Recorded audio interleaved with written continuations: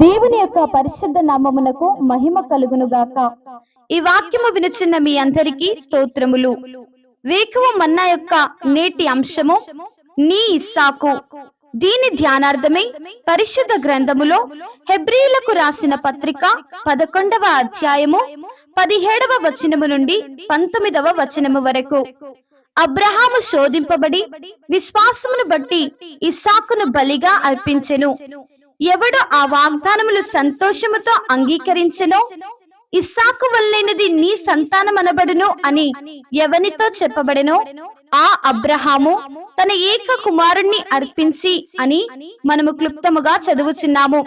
ఇస్సాకు అనగా మనము దేనినైతే అధికముగా ప్రేమించుచున్నామో అదే ఇస్సాకు. మన ఇస్సాకును బలిగా అర్పించుటకు మనకు విశ్వాసము ఆవశ్యకము. మనము మన ఇస్సాకును అర్పించవలనుటయే దేవుడు మనలను పరిశోధనల గుండా పంపుటకు గల కారణమై ఉన్నది. మన హృదయములో నుండి ఇంకా బయటకు వెళ్ళవలసినదేదో ఉన్నదనే ప్రతి ఒక్క శోధన మనతో చెప్పును.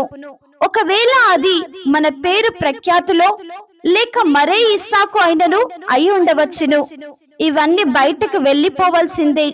ప్రతి శోధన మన విశ్వాసమును వృద్ధి నొందించుటకి అనుమతించబడుచున్నది. మన ఇస్సాకులను మనము అర్పించనంత వరకు మన విశ్వాసము పరిపూర్ణము కాలేదు.